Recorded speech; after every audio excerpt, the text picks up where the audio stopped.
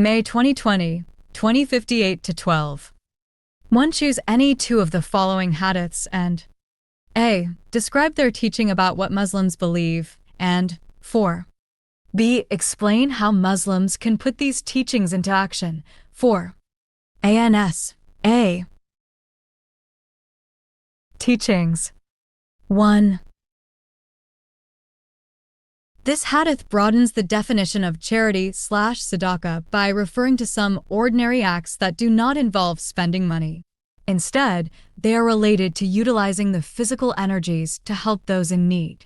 The Prophet promised reward of charity if Muslims make peace between fellow Muslims in a just way, help lift the luggage of a weak person, and speak kindly.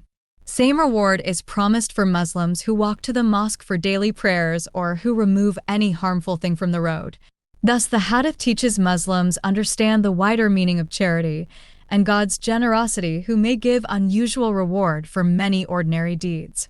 This also means that the acts of worship are not restricted to salat and psalm, but they extend to taking care of others. It instructs them to acknowledge God's bounty of good health by using it for the comfort of others. Another hadith mentions the reward of helping others as, whoever relieves a believer's distress of the distressful aspects of this world, God will rescue him from a difficulty of the difficulties of the hereafter. 2. This hadith describes the basis of man's connection with God. It teaches that God is not concerned with a believer's socioeconomic status, physical power, intelligence, and beauty because these were predestined by himself. Therefore, the sole criterion of a Muslim's superiority over the other is taqwa or righteousness. Regarding this, the Quran says, "Verily the noblest among you in the sight of God is the most righteous of you." 49:13, Al-Hujurat. The second part of the hadith clearly states God is concerned with the intentions and deeds of the believers. True believers, therefore, are always grateful to him for his blessings and try to be his pious servants. They believe that God rewards all deeds according to the intentions behind them. So, they try to keep their intentions pure. 3. Islam stands for the establishment of a community based on its moral principles. Modesty is the focal point of morality that, in turn, is dependent on genuine faith. Therefore, a hadith highlights this relationship as modesty and faith are both companions. When one of them is absent, the other follows it. Modesty refers to humbleness, simplicity, not being ostentatious, and a strong belief in God's consciousness. Its meaning extends to a sense of being part of a distinct community. Thus, the Muslims observing it put the interests of community before their individual desires. Thus, it keeps them from committing any shameful and antisocial acts and motivates them to repent and feel ashamed if they do anything wrong. Such a feeling of regret originates from a belief of God's omniscience on one hand and being noticed by fellow members of the community on the other. Modesty trains Muslims to be kind and generous towards each other both materially and morally. 4. This hadith proves universality of Islamic teachings by linking huquq, al-ibad/rights of the people with huquq Allah/rights of God. It highlights an important fact that Islam is not all about the 5 pillars, but its teachings extend to all social and economic aspects, too. It expects from its followers to establish social equilibrium and collective welfare in the Muslim community. The Quran tells Muslims that God Almighty has fixed a share for the poor in the wealth of the rich people, and in their wealth there was a rightful share for the beggar and the destitute. 51:19, Al-Dariyat. The Prophet has stressed on the importance of looking after the poor and the widow in a Muslim community. He promised rewards of jihad, salat, and psalm/fasting for those who help such needy persons as well as others who deserve moral and material aid. Thus, the believers have their duties towards God and duties towards their fellow beings. By striking a balance between the two, they can expect multiple reward from God, who will consider their noble deeds as a form of worship and a kind of active struggle in His way. B. Teachings into action. 1. Muslims can fulfill their social responsibilities in a number of ways. They should hurry to help carry a heavy luggage of an elderly person on a railway station or airport. If they can afford, they should give a ride to the needy people to a mosque, school, or workplace and guide a stranger in their town to his destination. They should feed a hungry person and take initiative in extending greetings to others regardless of the social status and age of the person, as instructed by the Prophet in another hadith. Give food and greetings to those you know and those you do not know. They should speak cordially even if they are addressed in a rather harsh way, and give a good advice whenever asked for. They should remove any harmful thing from the thoroughfare, like a banana skin, a nail, or any sharp-edged objects. 2. Muslims should do all good deeds with the pure intention of earning God's goodwill and pleasure. They should not offer regular prayer or give charity with the intention of being noticed by others. The Quran strictly forbids such an attitude, so woe to those who pray. Those who just want to be seen. 107:4-5 Alman. The Prophet instructed Muslims to give charity in such a way that the left hand of the giver does not know what the right hand is giving. He appointed Hazrat Bilal as the first muezzin of Islam despite his low worldly status. He was given this honor in recognition of his faith and dedication to Islam. Doing any good deed with the intention of showing off kills the spirit of that deed and becomes an act of hypocrisy. Muslims should not flatter the public office holders in order to get closer to them or get some benefits from them. This will lower their grace in the sight of God. 3.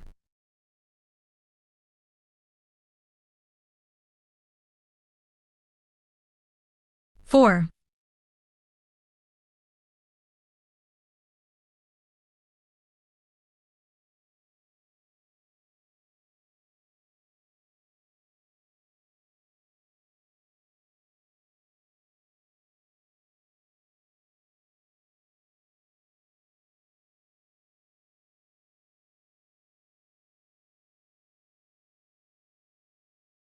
Modesty can be practiced by adopting a moderate way of living and avoiding extremism.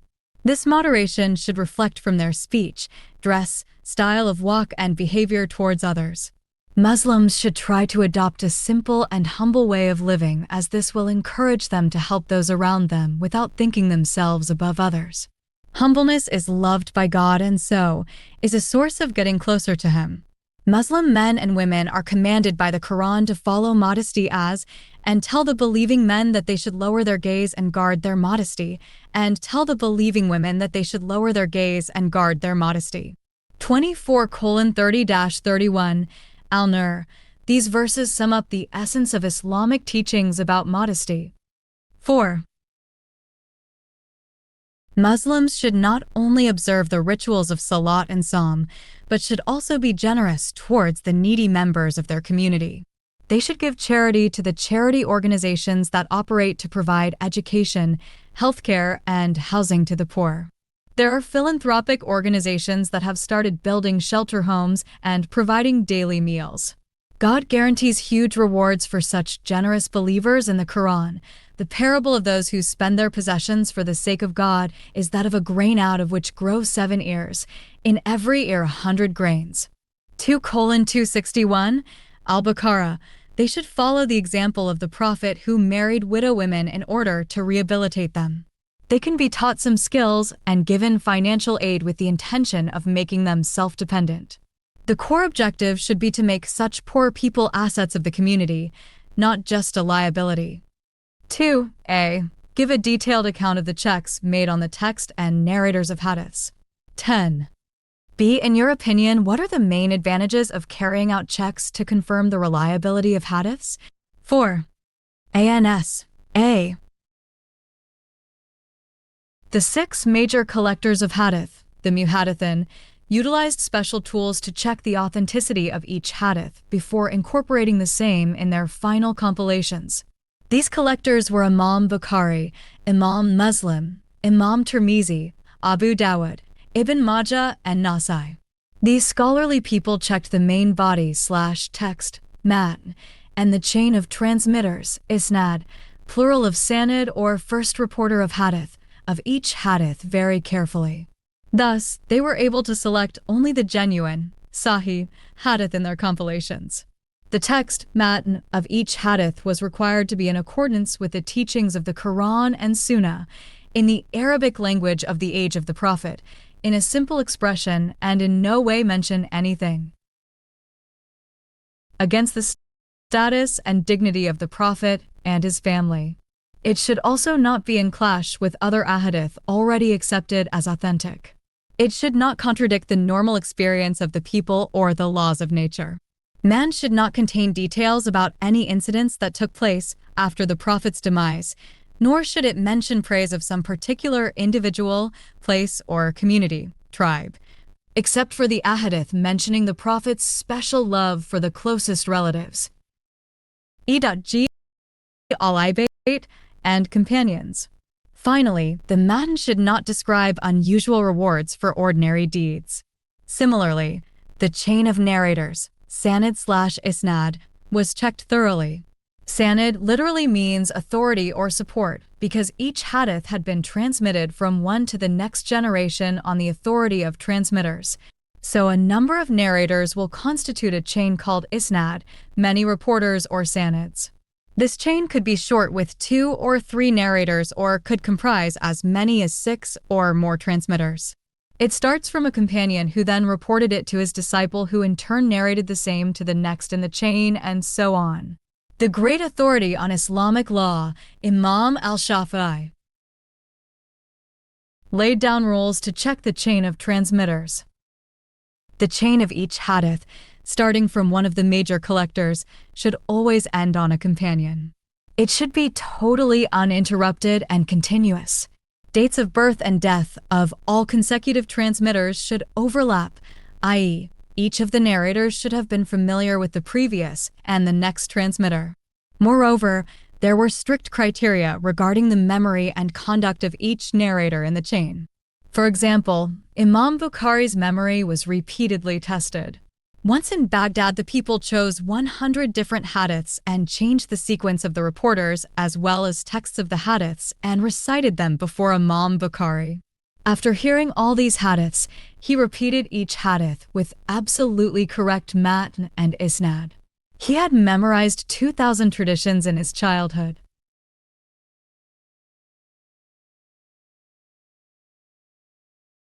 Being a very rich man, he traveled extensively and visited almost all the centers of Islam in the Muslim world from Central Asia to the Middle East. All reporters were required to have command on the Arabic language, Quran, Hadith, and Fiqh, legal thinking. Each narrator should enjoy the repute of a pious scholar who should not have told a lie even as a matter of joke. He should not have committed any major sin. In this regard, too, Imam Bukhari excelled all other collectors of hadith. Before conducting work on hadith, he would always take a bath and pray to God by offering 2 rakat of nafil prayer. Once a friend of Bukhari gave him a handsome amount of money to be conveyed to another friend who lived on the other bank of the river. When Bukhari boarded the ship, another person who had witnessed the scene closely also boarded. He made a plan to get that money illegally. So when the ship was in the middle of the river, that man raised an alarm saying that his money had been stolen. The sailor of the ship stopped and announced that every passenger would be bodily searched to settle the issue.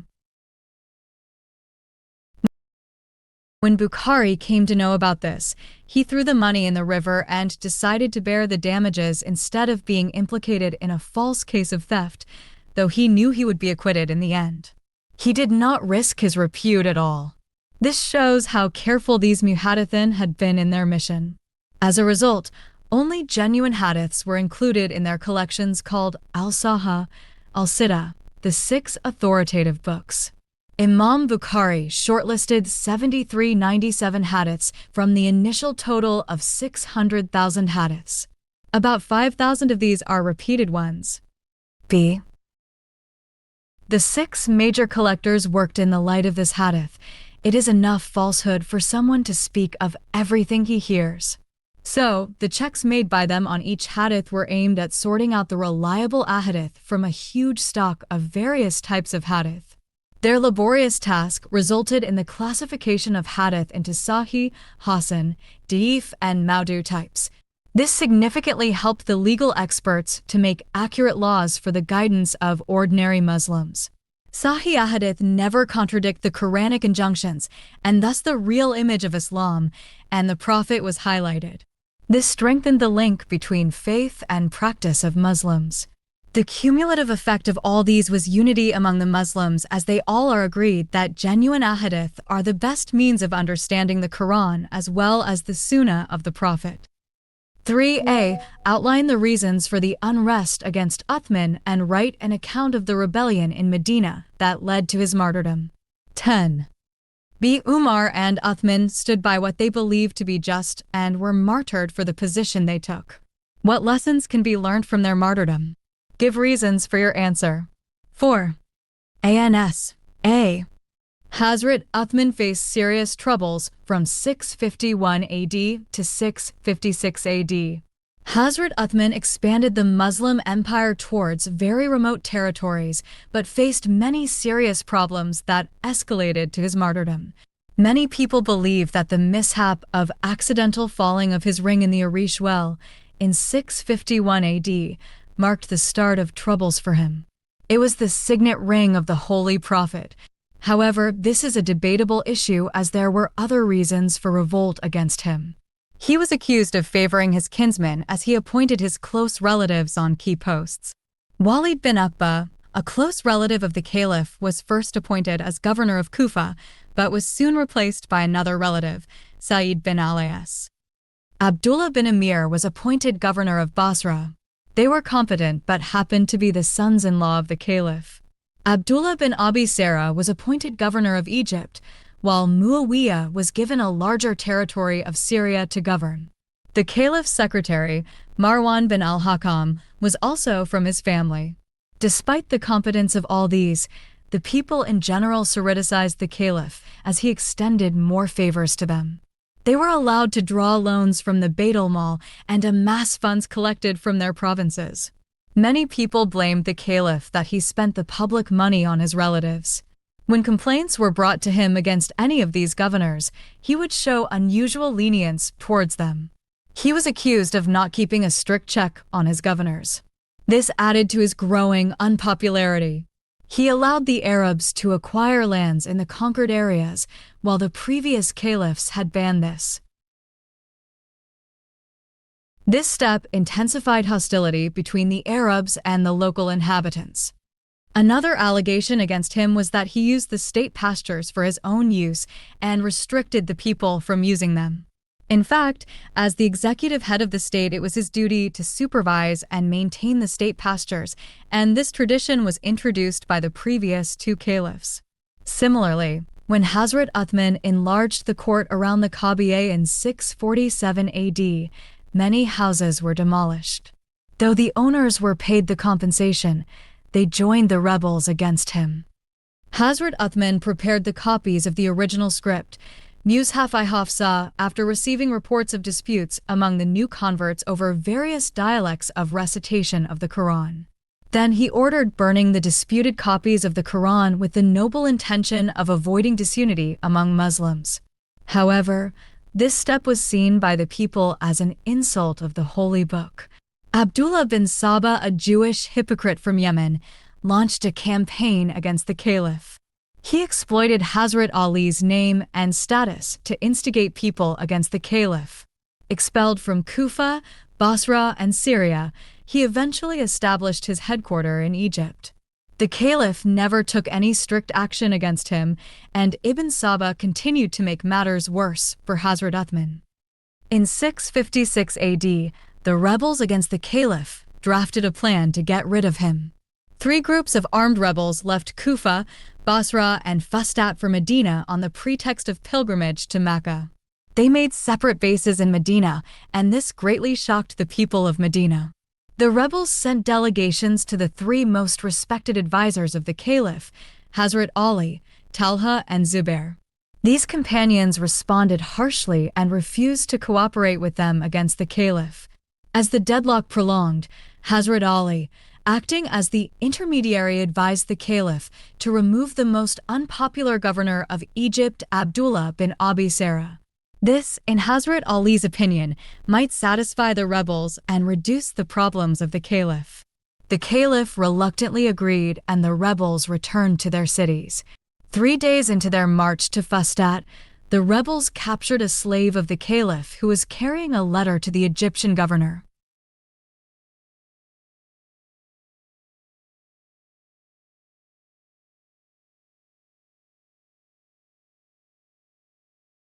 The predicament of the caliph prepared the ground for the accomplishment of the ugly mission of the rebels. The caliph promised to address their grievances, but it was too late. Hazrat Ali, Talha, and Zubair sent their sons to guard the caliph's house. The rebels received the news of an elite force sent by Muawiyah that was around 120 kilometers from Medina and decided to act quickly. They besieged the house of the caliph and attacked. Hassan bin Ali and Muhammad bin Talha bravely defended. Marwan's troops also tried to save the caliph. Hazrat Uthman asked all to leave him alone as he was the sole target of the rebels. Finally, the rebels led by Muhammad bin Abu Bakr approached the caliph at the time of the Azan for Friday prayer. They attacked him with a sword, and blood from his forehead fell on the Quran he was reciting. His wife Naila lost 2 of her fingers while saving the caliph.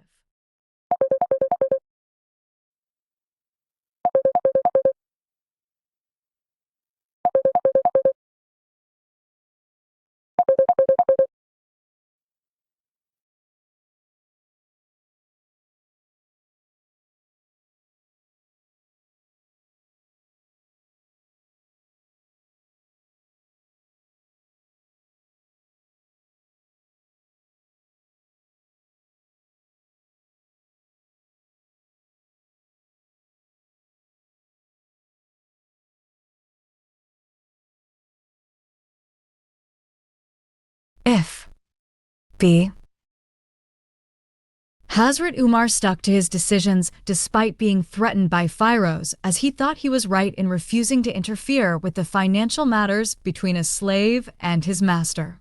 This teaches that the subjects of a just ruler may have a personal grudge against him or misjudge his decisions, but that should not shake their determination.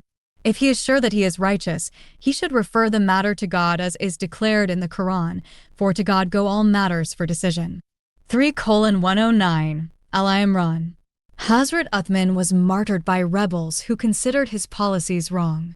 He was accused of favoritism, but his governors, who were his relatives, proved their competence by expanding the Muslim empire tremendously. Muslim rulers should keep their intentions pure and prefer merit and talent of the state officials regardless of their relationship with the head of state. 4. A. Write about the following. The benefits of private prayer, dua, in a Muslim's life. The times when God is thought most likely to accept dua. 10.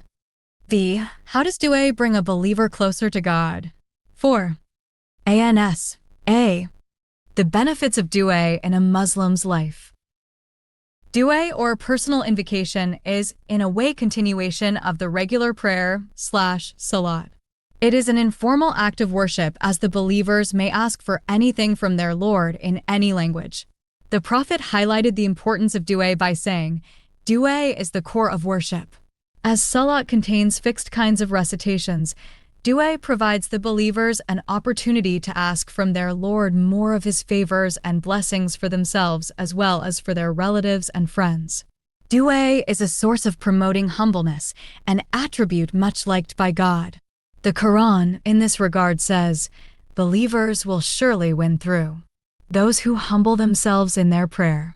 23:1-2 Al-Mu'minin. An additional benefit of being humble is that it negates pride, as stated in this hadith.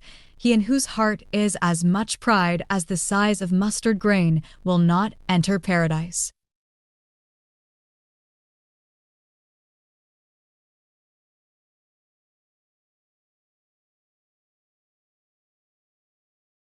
While invoking God's mercy in dua, A believer's concentration span improves, and his bond with God Almighty is further strengthened.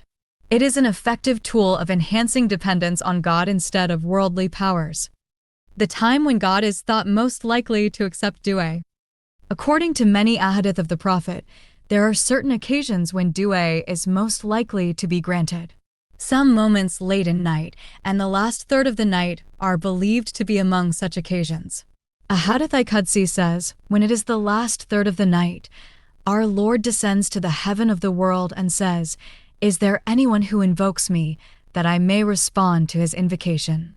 The dua after hearing the adhan and the declaration of Iqama is also likely to be granted as stated in this hadith. The supplication made between the adhan and Iqama is not rejected. Al-Tirmidhi. Sajda is among the most admired postures in the sight of God. Accordingly, the Prophet assured his followers, a slave becomes nearest to his Lord when he is in prostration. So, increase supplication while prostrating. Sahih Muslim. Similarly, Hazrat Aisha reported, the Prophet used to strive hard, in worship, in the last 10 nights of Ramadan as he never did at any other time. So, the believers try to locate that precious moments of acceptance of dua during the last 10 days of the holy month. According to Sahih Bukhari, whenever the Prophet saw the rain, he would invoke God's mercy. A believer's dua for his child while traveling and while facing injustice is also thought to be granted as declared by the Prophet. 3 supplications are accepted: the supplication of the oppressed, the supplication of the traveler, and the supplication of a father for his son. A Muslim who visits a fellow sick Muslim and prays for his recovery, or during his own sickness, has more chances of his dua being granted. Similarly, a Muslim's dua in a state of fasting, during Ramadan or other months, and offering nafil prayer is believed to be granted by God. Dua of the pilgrims begging God's mercy and forgiveness on the day of Arafat. 9. Zilhajj is valued by God. A Muslim making a dua while seeing the holy Kaaba for the first time in his life has chances of getting it granted. There are many holy sites in and around the Kaaba where a Muslim can hope for the granting of dua. They include Hatim, Multazam, the space between the black stone and the gate of the Kaaba, Maqam Ibrahim, and Mataf, the place of Tawaf. B.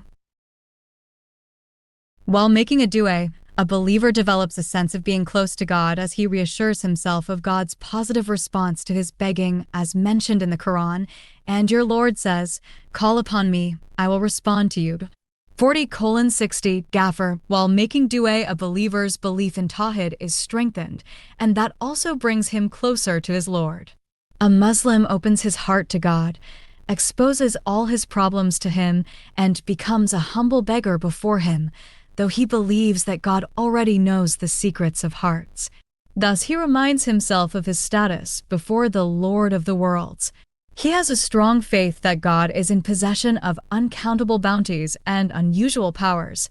Therefore, he develops confidence and pride in being his slave whose sole duty is to adore and worship him. 5a. Describe how Muslims observe the fast of Ramadan and how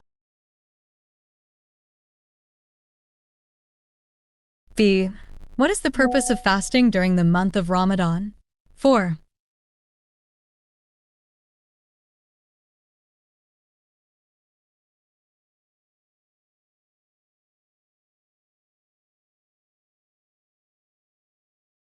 Fast of Ramadan and how this month should be spent.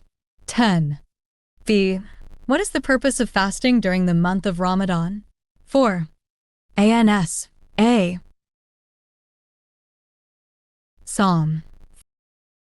Fasting is the 4th pillar of Islam.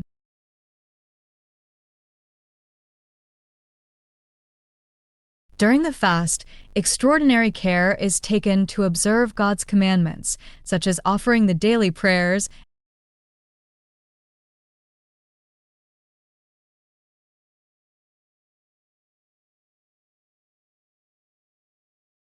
During the fast, extraordinary care is taken to observe God's commandments, such as offering the daily prayers and abstaining from shameful deeds.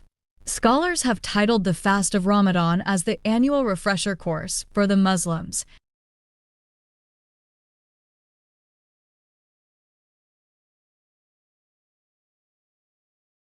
Psalm. Fasting is the fourth pillar of Islam. It was made obligatory in the second year of Hijrah by the Quranic injunction, "O you who believe." Fasting is prescribed to you as it was prescribed to those before you, so that you may learn. Self-restraint 2:183, Al-Baqarah. Psalm literally means to abstain or practice self-restraint. In Islamic terminology, it means to spend the day without food, drink, sexual intercourse, and smoking. All healthy and grown-up Muslims are required to fast in the month of Ramadan, 9th month of the Islamic calendar. The Holy Quran says, "So whosoever of you lives to see this month, Ramadan, should fast throughout it." 2:185, Al-Baqarah. The fast is observed from the beginning of the day, just before the break of dawn, till sunset. The time for beginning the fast has been stated in the Quran. Eat and drink until you can discern the white streak of dawn from the blackness of night, and then continue fasting until nightfall. 2:187, Al-Baqarah. This is in fact the time after which the time of far prayer begins. Prior to this, a meal is taken, sehri, so one may have some nutrition as the entire day is to be spent without food. The Messenger of God said that the Ummah would be secure from trials as long as they continue eating until the last permissible moment. The fasting person makes this intention: I intend to keep tomorrow's fast of Ramadan. During the fast, extraordinary care is taken to observe God's commandments. After the Isha prayer, fard, men and women also, if they so desire, gather to offer the Tarawih prayer in congregation.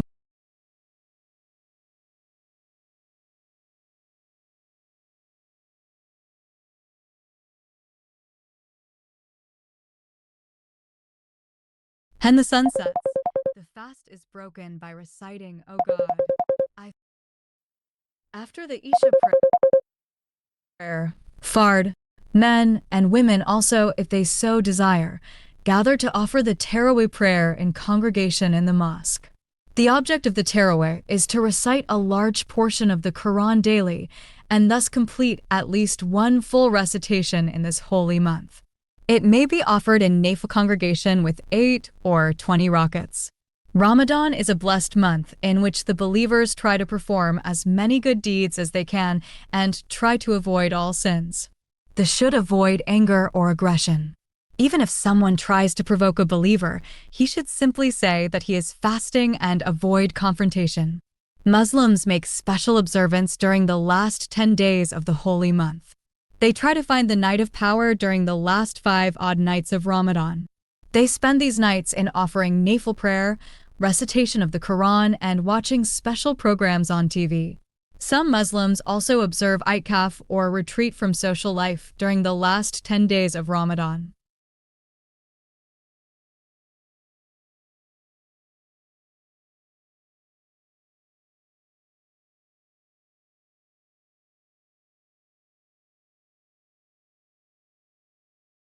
The entire Muslim community performs the month-long spiritual exercise of Ramadan collectively.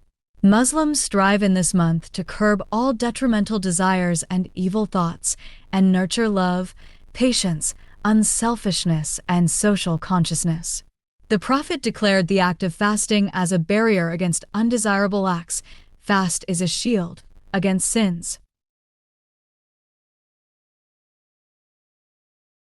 In Islamic culture, Ramadan is greeted with great zeal and zest. Muslims make special efforts to spend as much time as possible in worship, charity, and other good deeds in order to seek the pleasure of God, as the reward for good deeds increases manifold in this holy month. The purpose of the entire exercise is to revitalize faith, develop good habits, and renew the covenant with God. The spiritual purification of the individuals leads to the collective betterment of the entire community. The Messenger of God said, God does not need the fast of one who does not abandon false speech or acting according to his false speech. Thus, Ramadan acts as a spiritual cleanser not only for the individual believer, but the entire community. B.